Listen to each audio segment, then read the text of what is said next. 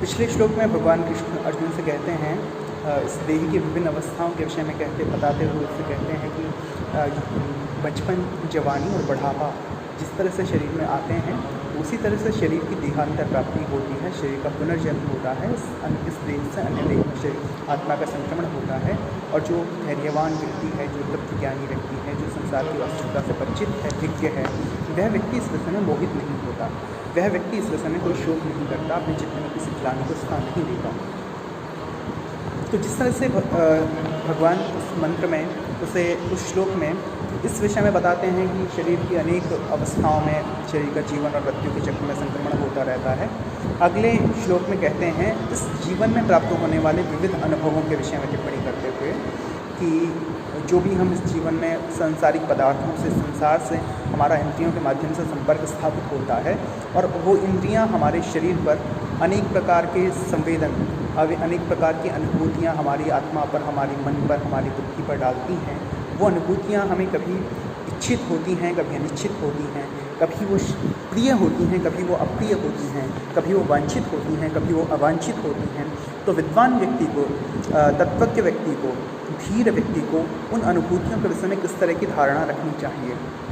कहते हैं कि मात्रा स्पर्शास्तु कौन्तेय शीतोष्ण सुख दुःखदाः आगमापायिनो नित्यास् तांस्तितिक्षस्व भारत।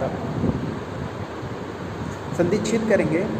मात्रा स्पर्शः तु कौन्तेय शीत उष्ण सुख दुख दाह आगम अपायिनः अनित्यः तान् तितिक्षस्व भारत।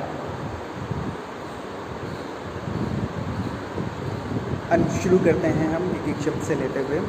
पहला शब्द है मात्रा स्पर्शः।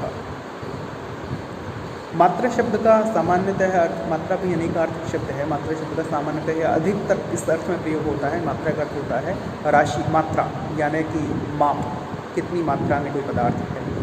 यहाँ पर इस शब्द का, मात्रा शब्द का अर्थ माप नहीं है। यहाँ पर इस शब्द का अर्थ है द मटेरियल वर्ल्ड या मैटर, यानी कि भौतिक विश्व या स्वयं पदार्थ। या ऐसा भी अर्थ कर सकते हैं कि मीयन्ते आभि, मीयन्ते विषयः आभि, जिसके द्वारा विषयों का मापन होता है, जिनके द्वारा विषयों का ज्ञान होता है। तो वो है इंद्रियों की वृत्तियाँ, इंद्रियों का स्वभाव। ये सामान्यतः हम इस मात्रा अर्थ का यहाँ पर, क्योंकि मात्रा हमेशा पदार्थ की होती है, मात्रा इस विश्व की वस्तुओं की होती है, तो इसका मटेरियल वर्ल्ड या मैटर इसका अर्थ किया जा सकता है, यानी पदार्थ या भौतिक विश्व इसका अर्थ किया जा सकता है। आपटे भी अपने कोश में इसका मैटर, भौतिक विश्व अर्थ करते हैं। तो मात्रा स्पर्शः, मात्रा स्पर्श का अर्थ हुआ इस भौतिक विश्व से स्पर्श, या इस भौतिक विश्व के पदार्थों से जो स्पर्श, जो छुअन है। मात्रा स्पर्शः तो कौन्तेय, कौन्तेय कुंती पुत्र, कुंती के बेटे, हे कुंती पुत्र अर्जुन, मात्रा स्पर्शः तो, मात्रा स्पर्श तो, भौतिक विश्व से स्पर्श तो, या पदार्थ से स्पर्श तो, शीतोष्ण सुख दुख दाह, दाह यानी देने वाला। क्या क्या देने वाला होता है? शीत, उष्ण, सुख, दुख, दाह। यह जो भौतिक विश्व से या भौतिक पदार्थों से जो स्पर्श है इंद्रियों के माध्यम से हमारा, वह हमें या तो शीत देने वाला है, शीतदः, उष्णदः, सुखदः, दुखदः वा। या तो शीत मालूम होता है, ठंडा मालूम होता है, या गर्म मालूम होता है, उष्ण मालूम होता है। यह सुख देने वाला होता है, सुख प्रतीत कराने वाला होता है, यह दुख की प्रतीत कराने वाला होता है। तो इन चार शब्दों के द्वारा वो समस्त द्वंद्वों की, ठंडा गर्म, अच्छा बुरा, यश अपयश, हानि लाभ, जय पराजय, जीवन मृत्यु, संसार में जो भी द्वंद्व हैं, जो भी ड्यूअलिटी है संसार की, संसार की जो द्वैत प्रकृति है, जो हमें आकर्षण और विकर्षण, जो हमें आकर्षित करती है या हमें विकर्षित करती है, जो हमें वांछा उत्पन्न करती है या हमें अनिच्छा उत्पन्न करती है, उस द्वैत की ओर, उस ड्यूअलिटी की ओर, जिस द्वैत में हम हमेशा फंसे होते हैं, जिस वैध के कारण ही कर्तव्य और अकर्तव्य की समस्याएं हमारे समक्ष पैदा होती हैं, धर्म और अधर्म के विकल्प हमारे समक्ष उपस्थित होते हैं, उस सब के मूल में भी यही द्वैत है, यही अनुभूतियों का द्वैत है। इसी के कारण इस विश्व में एक ब्लैक एंड वाइट एक शुरुआत होती है, अंधेरे और प्रकाश का युद्ध शुरू होता है। तो मात्रा स्पर्शास्तु कौन्तेय, जो भौतिक पदार्थ का जो स्पर्श है, जो छुअन है, हे कौन्तेय, हे कुंती के पुत्र अर्जुन, वह शीत उष्ण सुख दुखदा, वह ठंड या गर्म या सुख या दुख देने वाला है। आगम अपायिनः, आगम यानी आने वाला, जिसका आगमन होता है। अपाय, अपायो विश्लेषः, यह व्याकरण में हम पढ़ते हैं ध्रुवम पाय पादान सूत्र में। अपाय का अर्थ है विश्लेष, यानी वियोग, दूर चले जाना, डिपार्चर, गोइंग अवे, दूर हो जाना, वियोग हो जाना, विश्लेष हो जाना, वह कहलाता है अपाय, या नष्ट हो जाना भी अपाय कहलाता है। तो आगम अपायिन है। तो ये जो मात्रा स्पर्श है उसी के विषय में कहते हैं कि ये कैसे हैं, आगम अपायिन है, आने वाले और चले जाने वाले हैं, दूर हो जाने वाले हैं, समाप्त हो जाने वाले हैं। हम ना तो सुख हमेशा रहता है, ना दुख हमेशा रहता है, ना शीत हमेशा रहता है, ना उष्ण हम सदैव रहता है। तो यह इस कालिक विश्व में, इस काल के निरंतर्य में, इस काल के प्रवाह में कभी इनका आगमन होता है और कभी इनका अपाय हो जाता है, कभी इनकी उत्पत्ति होती है, कभी इनका नाश हो जाता है। तो ये आगम अपायिन है। आगम अपायिन है, अनित्यः, इसलिए अनित्य है। ये नित्य नहीं है। नित्य जो सदैव रहता है, जो शाश्वत रहता है, जो जिसका अस्तित्व एक बार होता है, उसका अस्तित्व सदैव के लिए होता है। वह उत्पन्न भी नहीं होता और वह नष्ट नहीं होता, उसे नित्य कहा जाता है। तो ये आगम अपायी हैं, आने और जाने वाले हैं, उत्पन्न होने और नष्ट हो जाने वाले हैं, इसलिए अनित्यः, इसलिए ये सभी अनित्य हैं। तो इनके विषय में कैसा आचरण करना चाहिए हमें। तान तितिक्षस्व भारत, तान संधिच्छेद करेंगे, तान संधि पर बाद में बात कर लेंगे। तान तितिक्षस्व भारत, हे भारत, हे भरतवंशी, हे भरत के वंश में उत्पन्न अर्जुन, तान तितिक्षस्व, तान उनको, उन सभी को, द्वितीय बहुवचन, तितिक्षस्व, उनको सहन करो। जो सभी सुख और दुख हैं, जो सभी हानि और लाभ है, जो सभी जय और पराजय है, किससे दूर मत भागो, किसी की वांछा मत करो, उन्हें धीरतापूर्वक, उन्हें धैर्यपूर्वक सहन करो। यह मंत्र का उपदेश है। यह जीवन के भीतर घटने वाले जो श्रेय प्रेय हैं उनके विषय में कृष्ण का वक्तव्य है। कुछ शब्दों पर हम बात कर लेते हैं। मात्रा स्पर्शास्तु कौन्तेय, कौन्तेय शब्द कुंती पुत्र के अर्थ में आता है। कौन्तेय शब्द कुंती से बना है। एक व्याकरण का सूत्र है स्त्रीभ्यो ढक, यानी स्त्री प्रत्यांत जो शब्द होते हैं हम उनसे ढक प्रत्यय करते हैं अपत्य अर्थ में, यानी संतान अर्थ को बताना हो तो उस स्त्रीवाचक शब्द से ढक प्रत्यय किया जाता है। जैसे विनता, विनता के पुत्र को बताने के लिए विनता से ढक प्रत्यय किया जाएगा और शब्द बनेगा वैनती है। इसी का उदाहरण हम कौन्तेय शब्द में भी देख सकते हैं।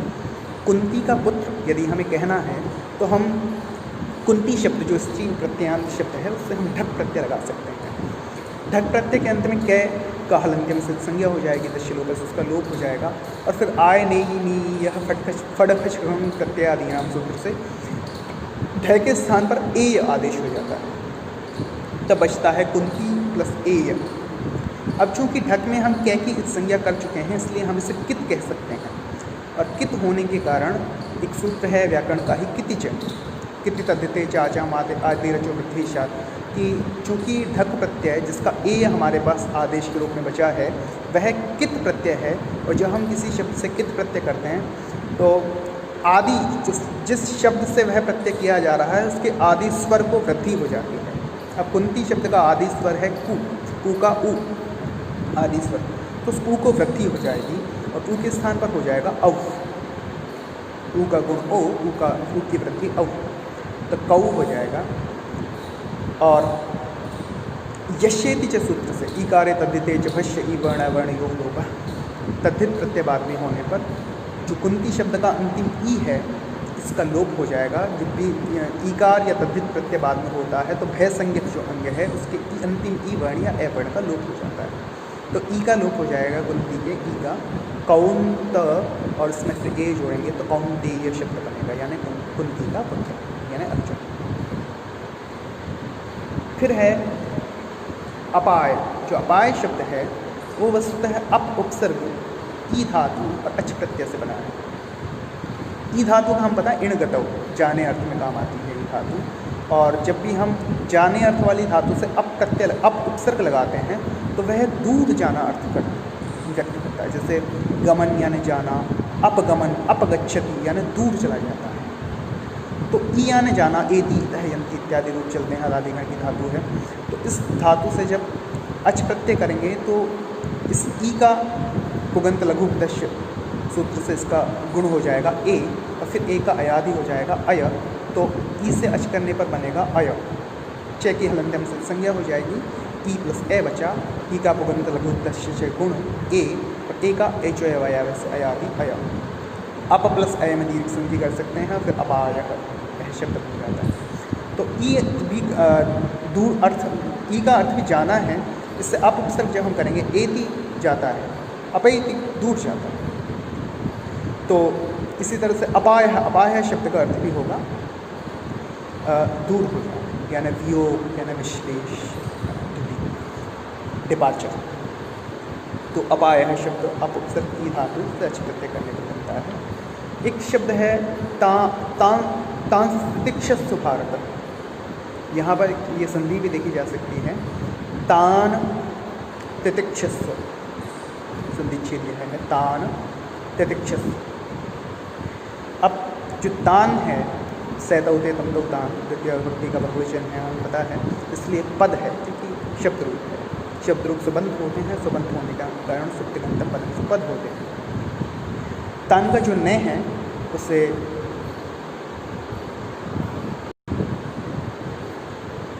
नश्यव्य प्रसान सूत्र से नश्यव्य प्रसान अम्परे छवि नान्तस्य पदस्य गुणविश्याम सदस्य, यानी अम्परे छवि ऐसा छव जिसके बाद अम हो, बाद में होने पर नान्त पद को रू हो जाता है, नान्त पद को रू आदेश हो जाता है।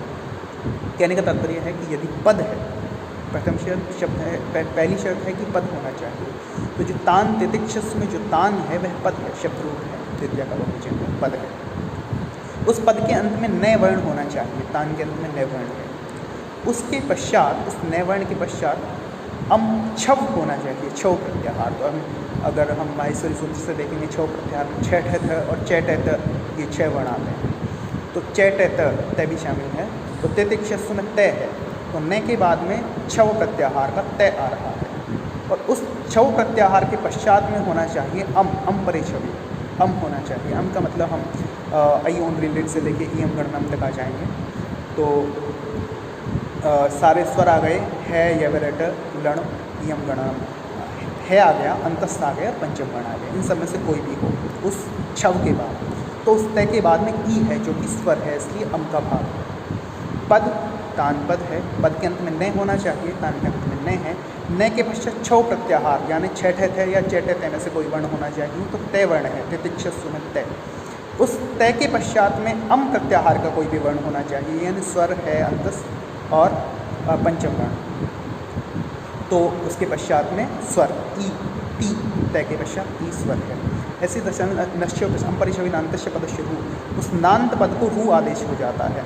तो उस न को, तान के न को हो जाता है रू, रू आदेश। उस रू के ऊ की उपदेश जनासिक से संज्ञा होती है, और तश्लोक से इसका लोप हो जाता है। फिर बचता है रे, तो ता रे बचता है, और इसके पश्चात तितिक्षस्व बचता है। फिर एक सूत्र है अत्र अनुनासिक पूर्वनिश्चित हुआ, अनुनासिकात् परो अनुस्वार है।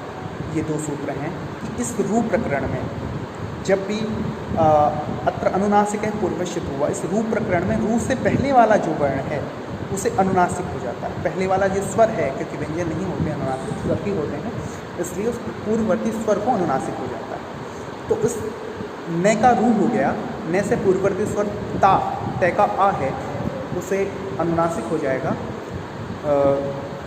चंद्रबिंदु लगा देंगे। और अनुनासिकात् पूर्व अनुस्वार है, यदि अनुनासिक नहीं करेंगे तो विकल्प में पक्ष में उसे उस पर अनुस्वार भी लगा सकते हैं। तो एक पक्ष में ता, ता अनुनासिक, और एक पक्ष में तांग अनुस्वार का प्रयोग कर सकते हैं। इस तरह से दो वैकल्पिक रूप हो गए। हम अनुनासिक या अनुस्वार वाले किसी भी रूप को लेकर देख सकते हैं आगे, दोनों पक्ष में फिर एक जैसे दशा होगी। ता र तितिक्षस्व, इसके पश्चात जो रे है उसका खर अवसानियों विसर्जनीय, खरी अवसान है पदांत श्रेय विसर्ग, बाद में खर होने पर या अवसान होने पर पदांत रे का विसर्ग हो जाता है। ताका रे जो है वो पदांत है, क्योंकि तान जो शब्द है वो पद है और एक देश विकृत मनन्यवत न्याय से वह अभी भी पद बना हुआ है। तो उस रे को विसर्ग हो गया, ताह रे का विसर्ग कर दिया। और तितिक्षस्व, फिर सूत्र आता है विसर्जनीय स कि विसर्ग का स हो जाता है खर प्रत्याहार की बात में होने पर। खर प्रत्याहार में द्वितीय वर्ण, प्रथम वर्ण और शेष शामिल, शेष तो द्वितीय प्रथम वर्ण और शेष शामिल हैं। बाद में प्रथम वर्ण चल रहा है, तितिक्षस्व का तय चल रहा है, इसलिए पहले खर अवसानी हो विसर्जनीय उसका विसर्ग हुआ, फिर विसर्जनीय से उसका स हो गया और अब जो समस्त पद बन जाता है वह बन जाता है तांस तितिक्षस्व। तो यह तान तितिक्षस्व तांस तितिक्षस्व के रूप में परिणत होता है। जो तितिक्षस्व शब्द है वह उसकी मूल धातु है तिज। तिज धातु भवादिगणी धातु है और आत्मनेपदी धातु है, लेकिन इसके रूप उच्चार्थक में चलते हैं, यानी सन प्रत्यय लगाकर इसके रूप चलते हैं सामान्यतः प्रयोग दशा में। तो इसके रूप आत्मनेपद में चलते हैं, भवादिगणी आत्मनेपदी है, इसके रूप हो जाते हैं तितिक्षते, तिज धातु से सन प्रत्यय करके फिर आत्मनेपदी के रूप। तो तितिक्षते तितिक्षेते तितिक्षन्ते। तिज धातु का इसका अर्थ होता है टू एंड्यूर, टू बियर, यानी सहन करना, वहन करना, किसी चीज़ को धैर्यपूर्वक सहना, यह इसका अर्थ होता है। तो इसका जो लोट लकार है, लोट लकार के मध्यम पुरुष के एक वचन में सेवस्व सेवेथाम सेवत्वम सेवस्व, तो इसके रूप हो जाएंगे तितिक्षस्व। तो तान तितिक्षस्व, हे अर्जुन उनको सहन करो। अर्जुन को के लिए आदेश दिया जा रहा है, अर्जुन मध्यम पुरुष से, मध्यम पुरुष से एक वचन लोट लकार। तो इस तरह से तितिक्षस्व शब्द आता है।